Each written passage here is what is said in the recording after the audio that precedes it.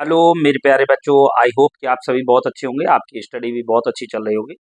मैं रामरूप सर सफलता coaching class Lahore से आपके लिए 10th साइंस का चैप्टर 7 जीव जनन कैसे करते हैं का लेक्चर 3 लेकर आया हूं, जिसमें क्वेश्चन क्रमांक 21वां है। क्या होता है जब अंड का निषेचन नहीं होता? यदि अंड कोशिका का निषेचन नहीं होता तो यह लगभग 1 दिन तक जीवित रहती है, क्योंकि अंडाशय प्रत्येक माह एक अंड का मोचन करता है। अतः निषेचित अंड की प्राप्ति हेतु गर्भाशय भी प्रति माह तैयार करता है। अतः इसकी अंतःवृत्ति मांसल एवं स्पॉन्जी हो जाती है। यह अंड के निषेचन होने की अवस्था में उसके पोषण के लिए आवश्यक है, परंतु निषेचन न होने की अवस्था में इस तरह इस परत की भी आवश्यकता नहीं रहती है। अतः यह परत धीरे धीरे टूटकर योनि मार्ग से रुधिर एवं म्यूकस के रूप में निष्कासित होती है।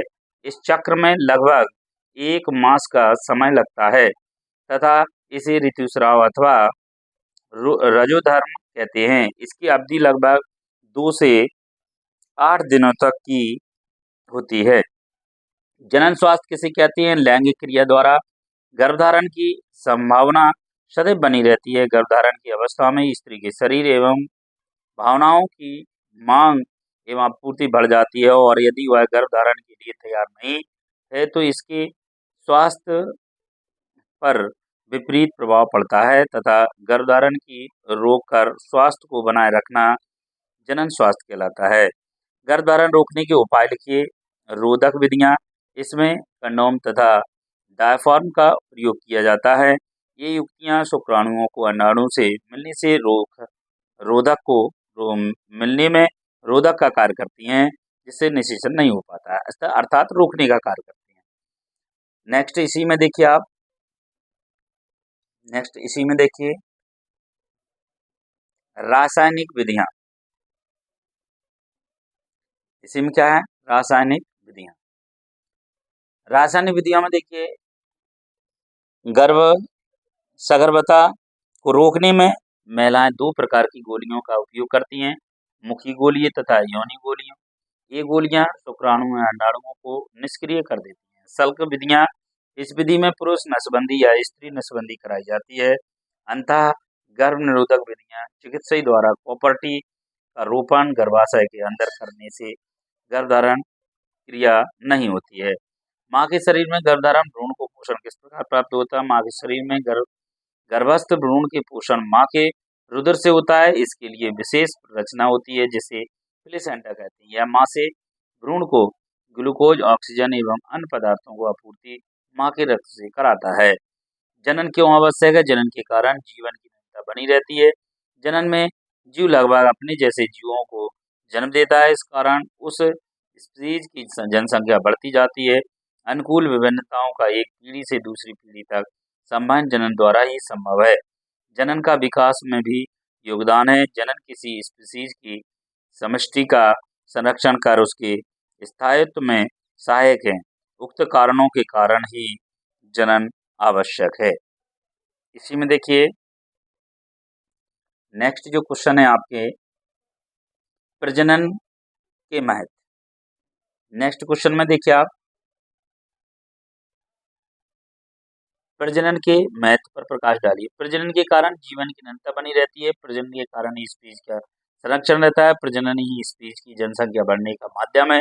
अनुकूल विभिन्नताओं का एक पीढ़ी से दूसरी पीढ़ी तक संपन्न प्रजनन द्वारा ही संभव है। प्रजनन का विकास भी में महत्वपूर्ण योगदान है। प्लेसेंटा क्या है? इसकी संरचना का वर्णन कीजिए।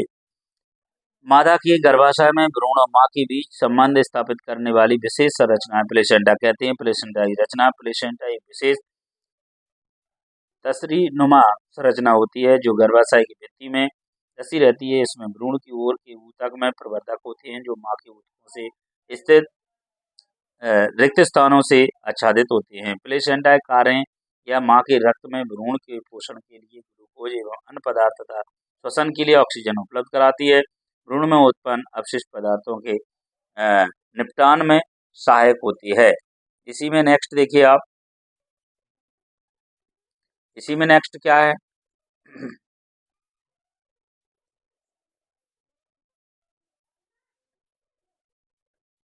इसी में नेक्स्ट क्या है, यौन संक्रमित रोगों का वर्णन कीजिए तथा उनमें बचाव के उपाय बताइए। ऐसे सभी रोग जो मैथुन द्वारा संचालित होते हैं यौन संक्रमित रोग कहलाते हैं। इन रोगों के लक्षण जनन इन रोगों के लक्षण जनन क्षेत्र में खुजली, जलन, तरल स्राव तथा दर्द होना है। इनमें प्रमुख रोग हैं HIV संक्रमित, AIDS, गोनेरिया, सिफिलिस, जननांगी हर्पीज आदि।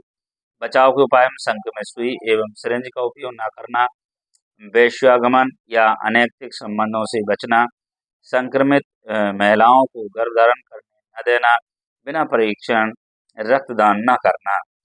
लैंगिक जनन अलैंगिक जनन में अंतर बताइए। लैंगिक जनन अलैंगिक जनन, इसमें केवल एक जना भाग लेता है, इसमें प्राय 2 जना भाग लेते हैं। इसमें युग्मक उत्पन्न नहीं होते हैं, इसमें युग्मक उत्पन्न होते हैं। इस प्रक्रिया में निषेचन नहीं होता है, इस प्रक्रिया में निषेचन होता है। इस प्रक्रिया में युग्मनज नहीं बनते, इस प्रक्रिया में युग्मनज बनते हैं। प्रजनन के दौरान अर्धसूत्री विभाजन नहीं होता है, प्रजनन के दौरान अर्धसूत्री विभाजन होता है। ये आपके क्वेश्चन थे। इसी में आपका एक और पेज है जिसमें आपके देखिए परागण एवं निषेचन में अंतर है। परागण निषेचन में अंतर, परागकोश से परागकणों की वर्तिकाग्र पर पहुंचने की क्रिया को परागण कहते हैं। नर तथा मादा जनन इकाइयों के मिलन को निषेचन कहते हैं। परागण के लिए बाह्य साधनों जल, वायु, कीट की आवश्यकता होती है। इसके लिए किसी भी बाह्य साधन की आवश्यकता नहीं होती है।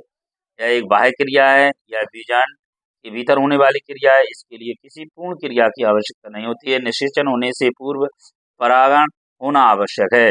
स्वपरागण के 2 लाभ, स्वपरागण क्रिया आसान एवं सुलभ होती है और परागकणों की अवधि अधिक मात्रा की आवश्यकता नहीं होती है। स्वपरागण की 2 हानियां क्या है, इस परागण विधि से उत्पन्न पौधे कमजोर एवं अस्वस्थ होते हैं और पुष्पों में बीजों की संख्या कम, आकार छोटे एवं हल्के होते हैं। आशा करता हूँ यदि आपको ये वीडियो अच्छा लगे तो लाइक सब्सक्राइब जरूर करें, अधिक से अधिक शेयर करें। धन्यवाद।